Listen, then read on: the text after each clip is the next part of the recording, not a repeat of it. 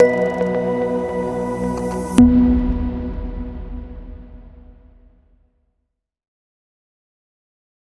Friends, कैसे हो आप लोग। Marginal relief. जी हाँ फ्रेंड्स, जब हम इस चीज़ को डिसाइड करते हैं कि हमें कौन सा टैक्स टैक्स स्लैब चाहिए, हम न्यू स्लैब के हिसाब से आईटीआर फाइल करें या ओल्ड टैक्स स्लैब के हिसाब से आईटीआर फाइल करें। जब हम इसका डिसीजन ले रहे होते हैं तो बहुत से फैक्टर होते हैं कि भाई डिडक्शन लेने में फ़ायदा है, डिडक्शन छोड़ने में फ़ायदा है, हमारे पास कौन कौन सी डिडक्शंस हैं, हमारी टोटल इनकम कितनी है, हमें ओल्ड हो सकता है हमारे लिए ओल्ड ही बेनिफिशियल हो या हो सकता है हमारे लिए न्यू टैक्स स्लैब बेटर हो। तो बहुत सी चीज़ें हम लोग कंसीडर करते हैं, इसके ऊपर हमने अलग से वीडियो बनाया हुआ है। आज जिस फैक्टर की बात करेंगे वो है मार्जिनल रिलीफ।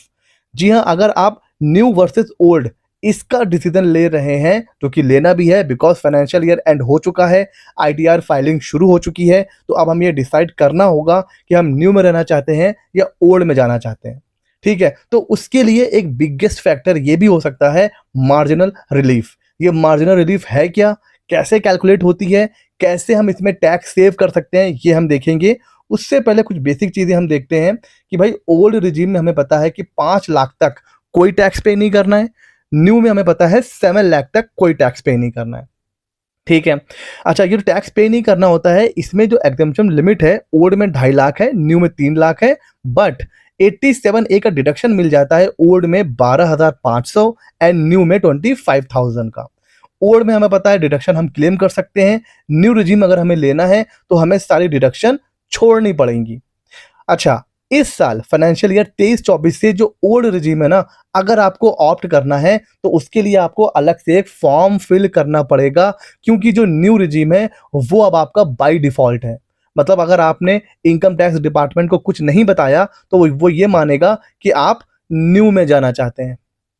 लास्ट ईयर तक वो मानता था कि आप ओल्ड में रहना चाहते हैं, बट इस साल बाय डिफ़ॉल्ट ये माना जाएगा कि आप न्यू टैक्स रिजीम में जाना चाहते हैं। अगर ओल्ड में रहना चाहते हैं तो आपको एक फॉर्म अलग से फिल करना पड़ेगा, फॉर्म 10IEA। ठीक है सर। अच्छा, तो सर ये जो मार्जिनल रिलीफ की बात हो रही है ना, ये सिर्फ न्यू टैक्स रिजीम में है। अगर आप ओल्ड टैक्स में रहेंगे तो कोई मार्जिनल रिलीफ वगैरह की बात वहां पर नहीं हो रही है।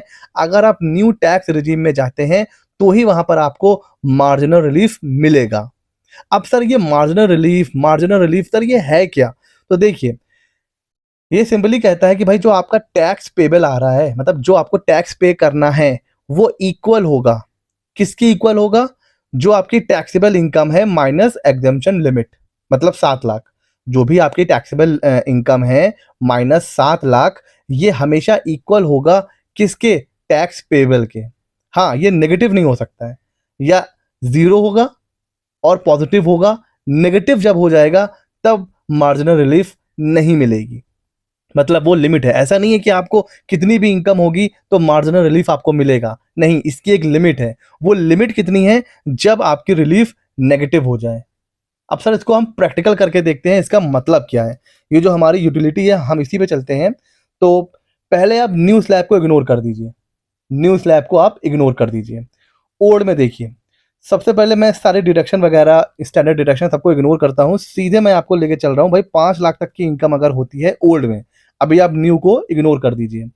ओल्ड में 5 लाख तक की इनकम है तो हमें पता है कि भाई 87A की रिलीफ मिल जाती है और टैक्स पेबल जीरो हो जाता है। लेकिन अगर यहां पर इनकम सिर्फ 10 रुपए से बढ़ जाए, सिर्फ 10 रुपए इनकम बढ़ी है, देखिए सिर्फ 10 रुपए, लेकिन टैक्स पेबल कितना आ रहा है, 13,000। समझ रहे हैं, सिर्फ 10 रुपए इनकम बढ़ी और हमारे ऊपर जो एक तो जो वो थी डिडक्शन 87A की, वो खत्म हो गई, और फिर बेसिक एग्जम्पशन लिमिट 2.5 लाख का वही 5% और फिर जैसा कैलकुलेट होता है। तो सिर्फ 10 रुपए बढ़ने पर ही हमारी जो इनकम है, जो इनकम टैक्स है, वो 13,000 हो गया। तो यहाँ पर एक नाइंसाफी नहीं है कि सिर्फ 10 रुपए इनकम, किसी की इनकम 5 लाख है वो कोई टैक्स पे नहीं कर रहा है, किसी की इनकम 5,10,000 है वो 13,000 टैक्स पे कर रहा है। बहुत नाइंसाफी है। तो मार्जिनल रिलीफ करता क्या है वो हम बात करते हैं। अब आ जाते हैं ओल्ड न्यू में। अब ओल्ड को इग्नोर कर दीजिए, इसको मैं यहाँ से हाइड कर दे रहा हूँ, इसको मैं यहाँ से हाइड कर दे रहा हूँ। अब सिर्फ हमारे पास है न्यू स्लैब। अब न्यू स्लैब में हमें पता है कि भाई 7 लाख तक कोई टैक्स नहीं होता है भाई, 25,000 रुपये 87A मिल जाते हैं डिडक्शन और कोई टैक्स नहीं आ रहा है।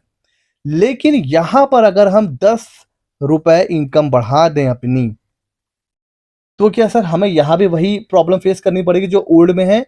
ऐसा नहीं है, बिकॉज यहां पर पिक्चर में आ जाएगा हीरो बनकर मार्जिनल रिलीफ।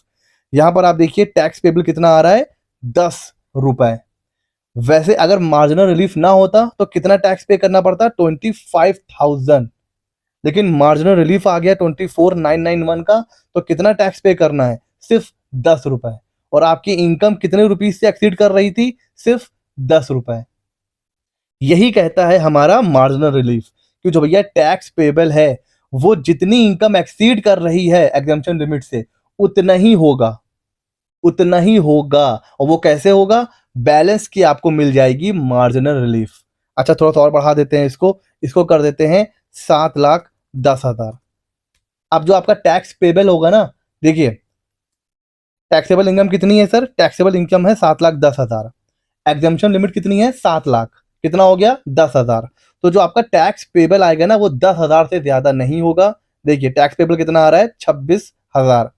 लेकिन मार्जिनल रिलीफ क्या कहती है कि टैक्स पेबल आपका किसके इक्वल होगा, जितनी एक्सीड कर रही है एग्जम्पशन लिमिट। कितनी एक्सीड कर रही है, 10,000। तो बैलेंस 16,000 का, 16,000 का हमें क्या मिलेगा, मार्जिनल रिलीफ। अच्छा थोड़ा सा और बढ़ा देते हैं, आपको और अच्छे से समझ में आएगा। 7,20,000 कितनी ज्यादा है ये एग्जम्पशन लिमिट से, 20,000। तो मार्जिनल रिलीफ क्या कहती है कि जो आपका टैक्स पेबल होगा वो कितना होगा, 20,000 होगा। अच्छा टैक्स पेबल आ कितना रहा है सर, 27,000 आ रहा है। होना कितना चाहिए, 20,000, यानी कि 7,000 का आपको मिल गया मार्जिनल रिलीफ। थोड़ा सा और आगे आ जाते हैं सर, 7,25,000 कर देते हैं। कितना ज्यादा है ये एग्जम्पशन लिमिट से, सर 25,000। अच्छा कितनी आ रही है income tax, income tax sir आ रहा है ये 27,500। 25,000 होना चाहिए, बैलेंस 2,500 की आपको क्या मिल गई सर, मार्जिनल रिलीफ। तो ये है मार्जिनल रिलीफ का कॉन्सेप्ट। अच्छा अब जब तक ये नेगेटिव नहीं होगी तब तक हम करके देखते हैं, इसको करके देखते हैं। 7,27,000 कितनी ज्यादा है सर ये एग्जम्पशन लिमिट से, सर 27,000। तो टैक्स पेबल इतना ही होना चाहिए, ठीक है। आगे देखते हैं, 27,700 आ रहा था, लेकिन 27,000 से ज्यादा हो नहीं सकता, तो 700 रुपए 700 की आपको मिल गई मार्जिनल रिलीफ। ठीक हो गया जी। अच्छा सर इसको थोड़ा सा और बढ़ा के देखते हैं, 728 कर देते हैं। कितनी ज्यादा है एग्जम्पशन लिमिट से, सर 28,000। इससे ज्यादा नहीं हो सकता है। आगे देखते हैं, 27,800 आ रहा है सर, 28,000 तो आ ही नहीं रहा है, कमी आ रहा है उससे, इसीलिए मार्जिनल रिलीफ नेगेटिव हो गई। और रूल क्या कहता है, नेगेटिव नहीं हो सकती। तो इट मींस कितनी मार्जिनल रिलीफ मिलेगी, इसको मैं अगर एग्जैक्ट कैलकुलेट करूं तो ये रहा आपकी टैक्सेबल इनकम। आपकी जब इनकम टैक्सेबल इनकम, सारी डिडक्शंस पांचों हेड को आपने ऐड कर लिया, आपने डिडक्शन हटा दी, तो अगर टैक्सेबल इनकम आपकी 727,777 होगी, तब आपका जो मार्जिनल रिलीफ है वो 0 हो जाएगा। ये है कॉन्सेप्ट मार्जिनल रिलीफ का। इट मींस मार्जिनल रिलीफ का बेनिफिट आपको 7,27,777 7,27,777 इस अमाउंट तक आपको मार्जिनल रिलीफ मिलेगा, उसके ऊपर नहीं मिलेगा। ठीक हो गया सर। तो ये है कॉन्सेप्ट मार्जिनल रिलीफ का। अब जब आप ओल्ड वर्सेस न्यू को कंपेयर करें तो मार्जिनल रिलीफ को भी जरूर कंसीडर करें। और ये जो हमारी छोटी सी यूटिलिटी है, अगर आप इसको भी लेना चाहते हैं, ये हम अपने टेलीग्राम चैनल पर फ्री ऑफ कॉस्ट शेयर कर देंगे। तो इसकी मदद से भी आप देख सकते हैं कि मार्जिनल रिलीफ लेने के बाद आपके लिए कौन सा स्लैब बेटर है, न्यू स्लैब बेटर है कि ओल्ड स्लैब बेटर है। आई होप मार्जिनल रिलीफ का जो कॉन्सेप्ट है ये अब आपको क्लियर हो गया होगा। कैसा लगे ये वीडियो हमें जरूर बताइएगा। ऐसे ही इंफॉर्मेटिव वीडियो के लिए CA Mitra 24 को सब्सक्राइब कर लीजिए। मिलते हैं अगले नॉलेजेबल